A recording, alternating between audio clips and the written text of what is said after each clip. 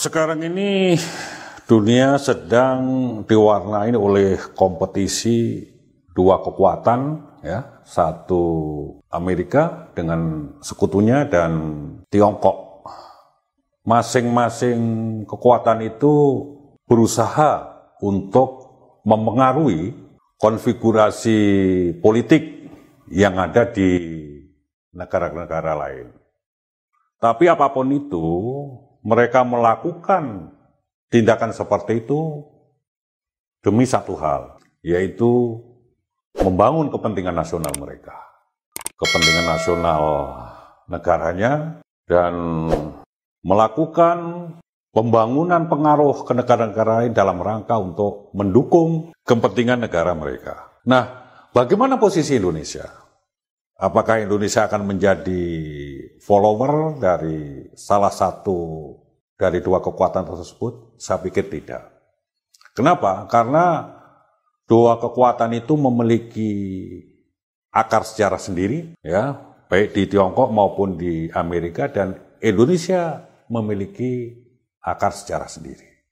Tiongkok dimulai dengan kerajaan-kerajaan yang dipimpin oleh dinasti-dinasti, kemudian muncul, ya, tokoh-tokoh terpelajar seperti Sun Yat-sen yang kemudian menginginkan Cina berubah menjadi republik. Cina sendiri kemudian memiliki satu konsepsi dasar di bawah kepemimpinan Sun Yat-sen ini yang dinamakan Sanminsuyi, 3 asas rakyat, yaitu nasionalisme, demokrasi, dan sosialisme. Yang kemudian dalam proses perkembangannya terjadi satu faksionalisme di dalam negeri Tiongkok sendiri antara Kuomintang dengan Kuchangtang, ya, yang kemudian Kuchangtang memenangkan perang saudara yang melahirkan kemerdekaan bagi rakyat Tiongkok tahun 1949, yang kemudian Tiongkok menjadi negara komunis dengan basis filosofinya adalah Maoisme, yang tentunya berbeda dengan Rusia, ya, yang Leninisme, atau berbeda dengan negara-negara di Eropa sana.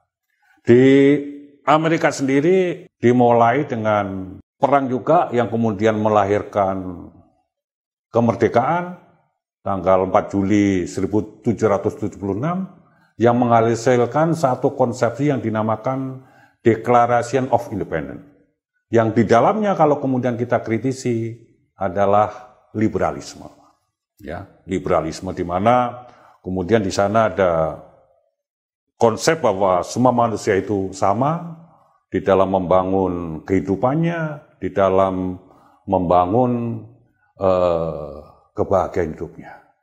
Bagaimana dengan Indonesia? Indonesia sendiri sebelum imperialisme lama, ya, dari negara-negara barat masuk ke Asia Tenggara termasuk Indonesia, masyarakat Indonesia atau bangsa Indonesia kehidupannya seimbang. Mereka tidak miskin, mereka juga tidak kaya. Terjadi keseimbangan antara pendapatan mereka dengan pengeluaran mereka. Jadi kehidupannya itu seimbang.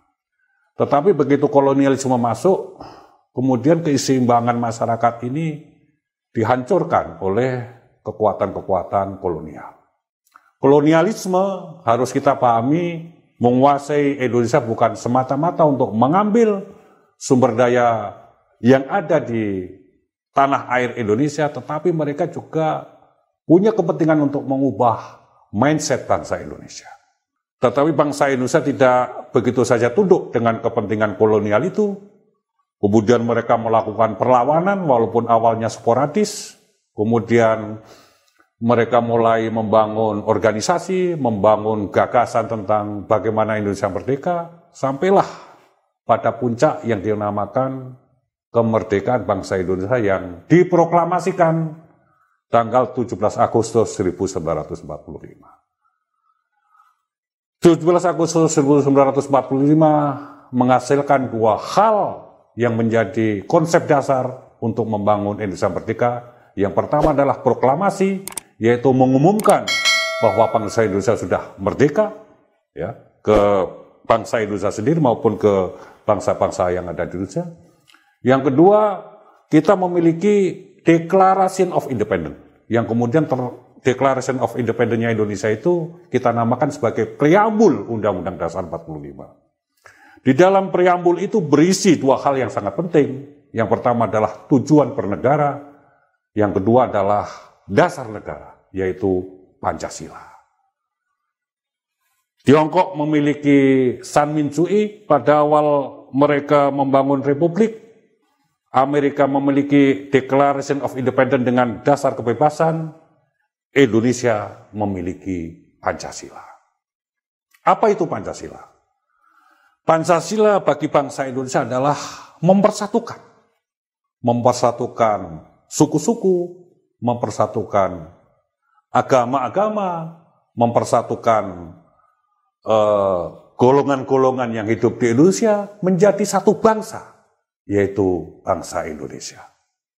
Yang kedua, Pancasila membebaskan bangsa Indonesia dari segala macam bentuk penindasan. Apa itu? Yaitu imperialisme, kolonialisme, kapitalisme, dan feudalisme. Itu sebagai salah satu syarat untuk membangun poin yang ketiga, yaitu Indonesia yang adil makmur. Jadi Pancasila bagi bangsa Indonesia adalah mempersatukan, membebaskan, dan membangun bangsa Indonesia, masyarakat Indonesia yang adil dan makmur. Jadi apakah kemudian kita akan menjadi follower dari dua kekuatan dunia yang sekarang ini sedang berkompetisi? Tidak. Konsepsi kita adalah konsepsi yang sangat dalam, sangat hebat, ya, dalam arti menjawab persoalan-persoalan kehidupan umat manusia yang ada di dunia ini.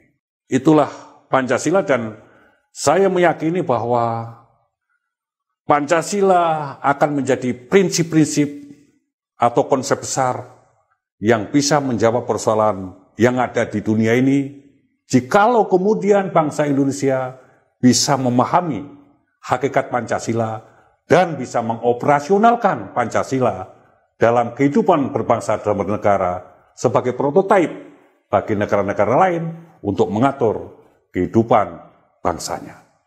Terima kasih.